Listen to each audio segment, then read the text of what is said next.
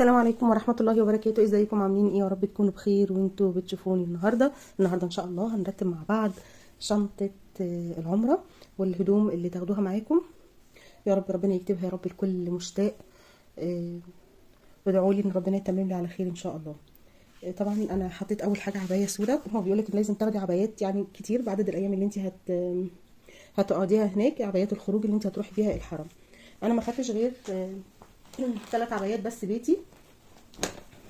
هاخد 3 بس، هما دول اللي هقعد بيهم في الفندق، يعني مش محتاجه اكتر من كده. حطيت اول عبايه سودا، والشنطه دي فيها العبايه اللي انا هحرم بيها. احنا الاول هننزل على المدينه ان شاء الله، ومن المدينه هنحرم وبعد كده نطلع على مكه. فدي العبايه اللي انا هلبسها وانا رايحه لمكه، وهنا فيها سجاده الصلاه. انا حطيتهم كلهم مع بعض في شنطه واحده. دي العبايه ودي سجاده الصلاه. دي عبايه تانية كنت هلبسها ان شاء الله واحنا رايحين الروضه. وده البيزك اللي انا هلبسه تحت العبايه البيضاء. طبعا يا جماعه معروف ان العبايات البيضاء بتبقى شفافه، فلازم ضروري ان انتوا تلبسوا حاجه تحتها بيزك بنفس اللون او لون مختلف عادي، يعني لون مختلف، بس المهم ان هي علشان ما تشفش الحاجات اللي تحتها. هنا بقى في الشنطه دي انا بحب ان انا انظم كل حاجه في شنطه لوحدها. دي شرابات بقى من اللي هي التقيله، الفرو التقيل. ليه بقى؟ لانه بيقولك علشان بنلبسها واحنا رايحين في ساحه في مكه واحنا بنطوف، وكمان في الصفا والمروه. بيقولك ان هو هناك في الصفا والمروه ما بين الجمالين هناك رخام، بس رخام محبب علشان يمنع الانزلاق، يعني او ان حد يتزحلق ويقع. فده بياكل في الرجلين، يعني المحبب ده بياكل في الرجلين، فالافضل ان انت عشان تمنعي الاحتكاك ده بتلبسي شرابات من التقيله. فانا اخدت مجموعه حلوه يعني تكفيني الفتره كلها. هنا بقى ديت بندانات. الشنطه دي كلها مليانه بندانات. طبعا انا مكتره اللون الابيض والاسود اكتر لونين، وخدت الوان تانية يعني عشان لو حبيت ان انا اغير في لون الطرح على العبايات السوداء. ودي الشنطه دي بقى فيها الطرح. هنا كل الطرح انا حطاها. البيضه اللي انا دي هلبسها بقى على عبايه الاحرام، وفي عبايات ملونه وفي عبايات ساده، يعني على حسب اللي انا هبقى حابه ان انا هلبسه. طبعا انا واخده معايا كميه علشان هناك مفيش مكان احنا نغسل فيه ولا نعمل اي حاجه يعني. فطبعا خدي معاكي كميه علشان ما تغسليش او اللي تقلعيه تحطيه في الشنطه وتلبسي غيره. خدت 4 شماعات علشان اعلق فيها العبايات بتاعتي في الشماعه. وهنا دول دي الشنطه دي بتاعت الشبشب اللي انا هلبسه في الحرم. وكمان واخده شبشب تاني ده بتاع بقى ايه اللي هيبقى في الفندق ادخل بيه الحمام اعزكم الله. طبعا انا واخداهم في الشنطه دي علشان الشنطه دي هاخدها معايا في الحرم لما نوصل، يعني نبقى في مكه وبنطوف، احط فيها الشبشب واحطها جوه الشنطه الهاند باج بتاعتي. دي بالنسبه للشباشب. طبعا الفوط بتاعتنا انا واخده كذا حاجه طبعا لان احنا فاضيين رايحين، واخده 4 فوط. جبت كمان الاسدال المغربي ده باللون الابيض. انا يعني بحب قوي قوي في العمره ان انا البس اكتر حاجه اللون الابيض. ده اسدال جميل قوي، الخامه بتاعته سي واي وطريه وواسع جدا وفضفاض. برضو كغيار مع العبايات. وكمان واخده قمصان علشان طبعا نلبسها طبعا تحت العبايات. وكمان لو مش بتحبي ان انت تلبسي قمصان وبادي وتحتهم بنطلون، تقدري كمان تستغني عن كل ده وتلبسي بيزك. انا واخده معايا 3 بيزكات، واحد ابيض واحد كحلي واحد اسود. يبقى كده انا مش هحتاج غير ان انا البس بس بنطلون تحت البيزك وفوقيهم العبايه. وكمان بناخد معانا بقى بنطلونات. انا واخده معايا 4 بنطلونات، 2 اسود وواحد ابيض وواحد كحلي. وكمان واخده معايا ده اسدال لونه اسود ليه الطرحه بتاعته، برضو خامته طريه وجميله جدا وخفيفه وحلوه. ده بالطرحه بتاعته. طبعا انا بوريكم بقى لسه بقى الشنطه هروقها تاني هرتب فيها كل الهدوم. وكمان ما ننساش الملابس الداخليه انا حطاهم في الشنطه حافظه زي كده بنفس الشكل. دي الملابس الداخليه بتاعتنا. طبعا احنا بناخد كميه على عدد الايام اللي احنا هنكون متواجدين فيها هناك. كمان انا واخده الشال ده، بس الشال ده انا مش هشيله في الشنطه، انا هخليه في ايديا علشان واحنا مسافرين بقى في المطار هيبقى الجو برد، لان احنا مسافرين بالليل ان شاء الله، فهيبقى الجو برد. وكمان هو بيقول الجو هناك حر، فده ينفع كمان لو انت هتنزلي تصلي الفجر في المدينه او في مكه او قيام الليل، فبيبقى الجو ساقع شويه، فهينفعك قوي الشال ده. خديه معاكي ضروري يعني. فانا هاخد الشال ده وبيدفي جدا وخامته جميله قوي. طبعا في بقى معايا عبايه سودا، دي اللي انا هخليها هلبسها ان شاء الله وانا رايحه مسافره من هنا على المطار. دي العبايه اللي انا هسافر بيها على المدينه ان شاء الله. وبكده دي تكون الشنطه، الملابس اللي احنا هنحتاجها وبناخدها معانا. في ناس كتير كانت بتقول ان هي مش بتحتاج ان هي تاخد عبايات كتير، او ان هي مش بتغسل عباياتها. بس لا يا جماعة، المفروض ان بيبقى في حركة كتير، و بنتحرك وبنخرج وبندخل، فاكيد طبعا العبايات ريحتها بتغير، بتعرق كده، فبنحتاج ان احنا نشطفها على ايدينا. لازم يكون معانا عدد عبايات كويس علشان نقدر نغير، او ما نتزنقش يعني. دي كانت اول شنطة. الشنطة التانية بقى انا هوريكم ايه بقى المستلزمات، الحاجات المهمة اللي المفروض ان احنا ناخدها معانا. هو المفروض طبعا ان احنا ما نكترش معانا شنط. انا هقول لكم في اخر الفيديو ان شاء الله المفروض يكون معانا كام شنطة في الرحلة. الادوات والحاجات المهمة اللي لازم تكون معاكم اثناء اداء العمرة او الحج، طبعا حاجات مهمة لا غنى عنها. طبعا اول حاجة انا هبتدي بيها هي بنجيب كيس مسحوق. طبعا لو احتاجنا ان احنا نغسل الشرابات بتاعتنا، البندانات، الطرح، الحاجات اللي زي كده، فبيكون معانا كيس مسحوق. وكمان انا واخده معايا 3 اكياس جل للعبايات السودا، ده يعني لو حبيت ان انا اغسل العبايه بتاعتي فجبت لها مسحوق جل. انا ما كترتش لاني يعني مش واثقه قوي من فكره ان انا هغسل هناك دي. جبت معايا مناديل وايبس، هي المناديل المبلله. العلبه دي برده مهمه، بتبقى معانا في شنطتنا دايما واحنا رايحين الحرم، واحنا رايحين في اي مكان بتبقى في الشنطه اللي في كتفنا. كمان انا جايبه شامبو، واخده معايا علبه شاور، وكمان واخده معايا صابون من غير ريحه. هو المفروض طبعا ان احنا بالنسبه للمراه او الرجل، طبعا التحلل بيكون لما بنيجي نحرم بنستخدم صابون من غير ريحه. طبعا اللي مش متواجد عنده الصابون اللي هو من غير ريحه، عادي بياخد الشاور بتاعه عادي بالشامبو الطبيعي بتاعه وبالشاور. وبعد كده طبعا بالنسبه للستات بتسرحي شعرك كويس وبتسرحيه وبتعمليه ضفيره وتربطيه باستك من الاسفل. وبعد كده بتنوي الاحرام وبتاخدي شاور تاني بالميه فقط. ده بالنسبه للناس اللي مش لاقيه الصابون اللي هو من غير ريحه. طبعا اهم حاجه ان انت تكوني مسرحه شعرك، لان سقوط الشعر بيبطل الاحرام، فخدوا بالكم من النقطه دي لانها مهمه جدا. وكمان جبت مزيل عرق بدون ريحه، ده بالزبادي والخيار برضو من غير ريحه. لازم تكون الحاجات بدون ريحه. وكمان الصن بلوك ممنوع في الاحرام، بيبطل الاحرام. خدت معايا كمان شويه بريل، طبعا عشان لو حبينا نغسل الكوبايه بتاعتنا اللي بنشرب فيها، وسلك مواعين. خدت حته صغيره بحيث ان ايه يعني اطلع حته صغيره اغسل بيها الكوبايه وبعد كده ارميها واستخدم غيرها بعد كده.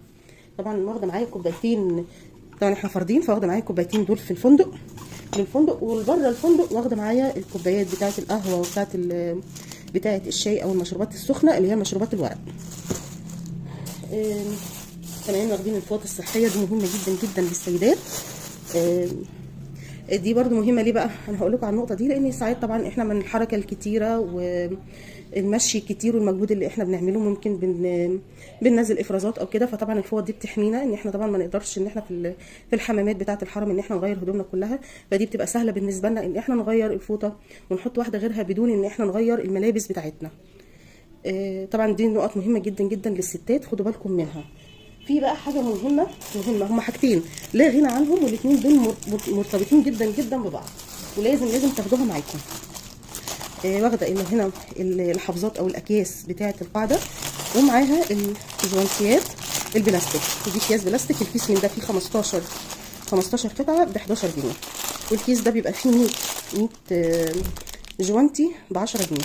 هي اسعارهم رخيصه، بس ده لا غنى عنهم. طبعا انت لما بتيجي في الحمامات بتاعه الحرم او كده بتيجي تحطي الحافظه بتاعه القاعده، لازم تكوني لابسه جوانتي طبعا علشان الميكروبات وايديك ما تتلوثش. بتبقى سهله جدا بعد كده بعد ما بتخلصي حاجتك وكده وبتقلعي بتشيلي الحافظه، طبعا بتكوني لابسه بقى خلاص الجوانتي وبترميهم كلهم ترميهم في الباسكت.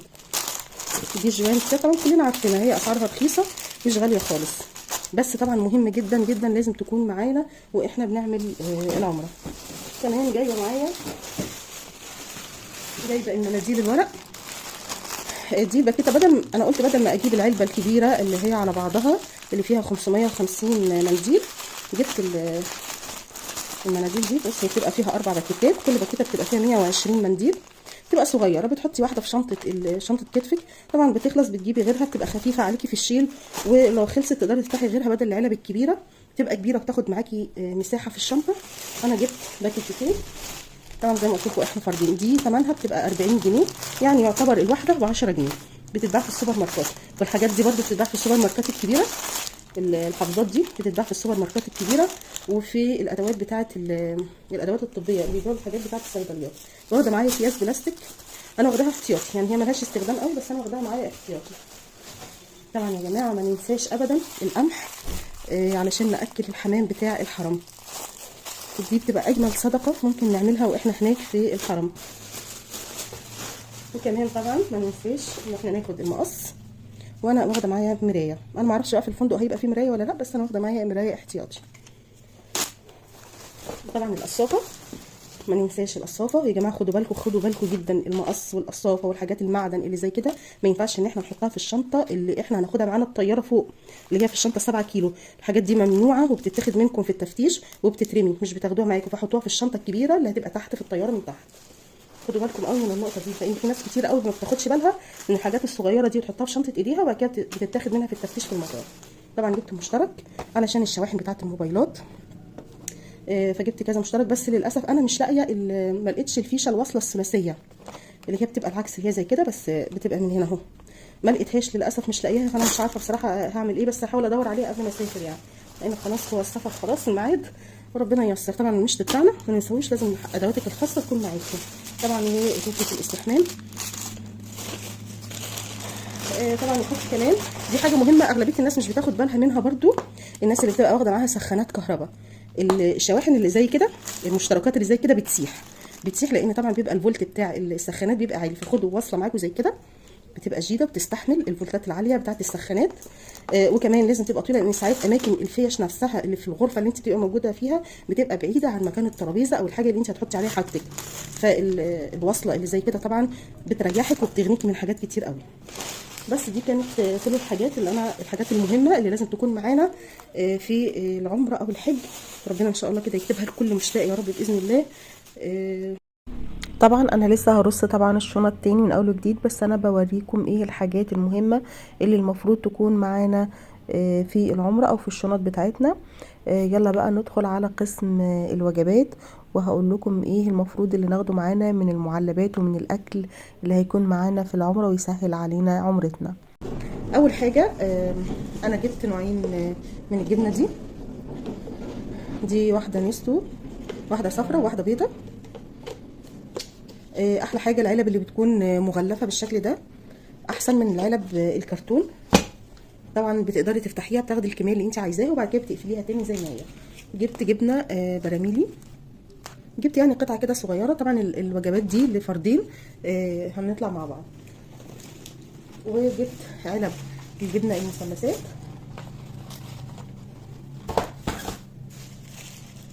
وكمان بناخد معانا تونه. طبعا انا مش هحط لكم الكميات كلها مره واحده، بس هي كميات يعني الحمد لله تكفينا، تكفي كده فتره، يعني هم مش ال 15 يوم كلهم، هي رحله العمره اللي احنا طالعينها 15 يوم بس، الى حد ما يعني نص المسافه، يعني ناخد وجبات معانا نص المسافه، والنص التاني نقدر نشتري وجبات من هناك، وجبات جاهزه. للتونه انا خدت معايا علبه طحينه. طبعا كل المعلبات دي انا بعد كده هبتدي بقى اغلفها بورق الاسترتش، علشان لربما لو اي علبه تونه مثلا من الشنط في المطار وفي الطياره، ان هي طبعا بيرموها كده، ممكن العلب تتفتح فتبهدل طبعا كل الهدوم او الملابس اللي هتكون موجوده في نفس الشنطه. فطبعا ان انت تكوني مأمنه على حاجتك كويس تربطيها في ورق استرتش. ما ينفعش ورق الفويل، لان ورق الفويل ده يعتبر ماده معدن، فطبعا هتعمل طبعا ازمه في التفتيش وفي المطار. دي علب التونه. كمان جبت علب فول. طبعا علب الفول طبعا لا غنى عنها، وهاخد في برطمانه صغيره سمنه بلدي، لان طبعا الفول مش هينفع يتاكل كده ساده من غير السمنه البلدي. انا جبت 4 علب. وجبت علبه عسل صغيره، طبعا عسل بالطحينه بيبقى جميل جدا. كمان جبت علبه مربى برده صغيره من الحجم الصغير، بحيث ان هي تخلص بسرعه وما تقعدش. افضل حاجه ان انتوا تاخدوا الحاجات بكميات صغيره علشان ما يفضلش منها كتير. جبت علبه ينسون، وكمان جبت شاي فتله، دي ينسون فتله وشاي فتله. جبت بسكوت ساده، جبت علبه برده. طبعا خدت كيلو سكر، بس فضيته في برطمان بلاستيك، لان ممكن طبعا الكيس لما بيتفتح بيبقى صعب ان انت تخزنيه او تقفلي الكيس كويس، فامن حاجه ان انت تحطيه في برطمان بلاستيك. وكمان واخده معايا ودي مجموعه بسكوتات اللي هي بتاعه الدايت، لان انا عامله نظام غذائي. برضو تنفع معاكي تاخديها في شنطتك وانت رايحه الحرم، مش هتحتاجي او مش حتى لو جوعتي هتلاقي حاجه تاكليها. وجبه سريعه ومفيده في نفس الوقت، ما بتزودش السعرات الحراريه. دي كمان مجموعه شوكولاتات وبسكوتات بالشوكولاته. طبعا العدد على حسب العدد الافراد اللي انتوا طالعين مع بعض. يفضل ان انتوا طبعا الحاجات دي مش هتبوظ مهما خدتي منها من كميات، عادي هتقعد معاكي الفتره كلها ومش هيجرى لها اي حاجه.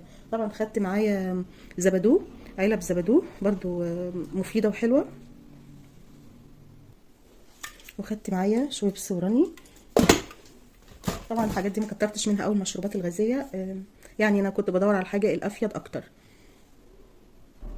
وكمان خدت معايا قهوه تركي وقهوه فرنساوي، طبعا لزوم بقى ايه المزاج، لا غنى عنها طبعا القهوه.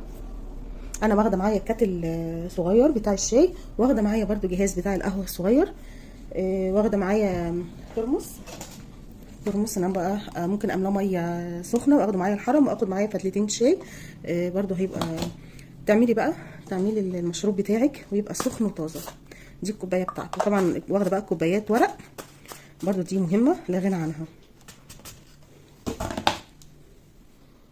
وكمان انا مصبعه كفته، عامله كفته، عامله كميه حلوه يعني، دي هاخدها معايا برضو. وهاخد معايا علبه صلصه، بحيث ان انا بقى ايه لو ممكن نعملها كوجبه غدا ونحطها في الصلصه. طبعا انا واخده سخان صغير علشان اسخن عليه الكفته. وكمان واخده معايا بيكرولز، انا واخده معايا كميه كبيره من البيكرولز. طبعا احنا زي ما قلت لكم احنا فردين، وطبعا لو كل يوم بقى كل واحد هياكل فينا كيس، يا دوب الكميه يا دوب تكفينا الوقت اللي احنا هنقعده هناك. وبس دي يمكن دي اكتر حاجات بقى الواحد بياخدها معاه في العمره، ومش بتحتاجي حاجات تاني اكتر من كده، وبتكفيكي مده طويله. طبعا الكفتة انا واخداها محمرة، انا محمراها وحطيتها في الفريزر واتجمدت كويس. وكمان الصلصة انا واخدة من الاكياس الصغيرة، بحيث ان كل كيس كفتة اطلع قصاده كيس صلصة واعمل الوجبة بتاعتي. بعد كده بقى هندخل على قسم الادوية اللي المفروض تكون معانا في العمرة، وايه اهم حاجة تكون معانا كمان، او اكتر علاج ناخده معانا.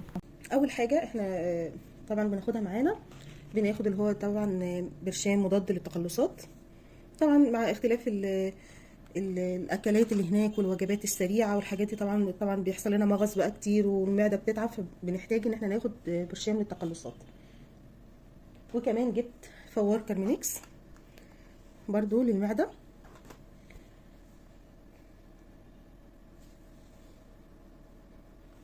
وراني، الثلاث حاجات دول حلوين قوي قوي للمعده. طيب ايه كمان؟ طبعا هناخد طبعا كريمات تكون مرطبه للجلد. انا خدت هنا زنك اوليف، وطبعا وبنسنيون. دول اكتر نوعين حلوين قوي لترطيب الجلد. وكمان هنحتاج كمان ان احنا ناخد معانا فازلين طبي.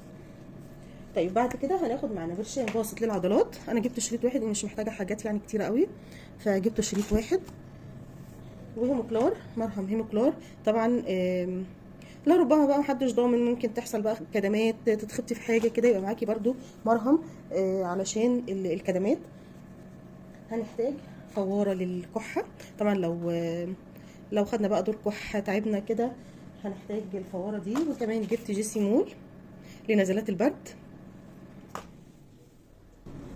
وكمان جبت كتافست ده مسكن جميل قوي طبعا للصداع وكده، مسكن سريع جدا وحلو قوي. وكمان البرشام بتاع البريود للستات. وجبت كريم لونا، ده مرطب للرجل برضو جميل قوي وحلو. طبعا فرشة الاسنان ومعجون الاسنان، دول حاجات اساسية. وبنجيب لزق جروح برضو، لربما يحصل لنا اي طبعا جروح او اي حاجة، يبقى معانا ايه الحاجات اللي تغنينا ان احنا نروح اي صيدليات هناك او نشتري. طبعا احنا عارفين الاسعار بتبقى غالية هناك، طبعا فرق العملة بيبقى كبير قوي. فاحسن حاجة ان احنا ناخد الادوية بتاعتنا طبعا. والناس اللي بيكون عندها امراض مزمنة زي مرض السكر برضو بياخدوا العلاجات بتاعتهم. وان شاء الله ربنا يا رب يتممها لنا على خير ويكتبها يا رب لكل مشتاق ان شاء الله. لو عجبكم الفيديو ما تنسوش تشتركوا في القناه وتفعلوا زرار الجرس على اشعار الكل علشان يوصلكم كل فيديوهاتي الجديده ان شاء الله. ما تنسوش تدعموا الفيديو بلايك. والسلام عليكم ورحمه الله وبركاته.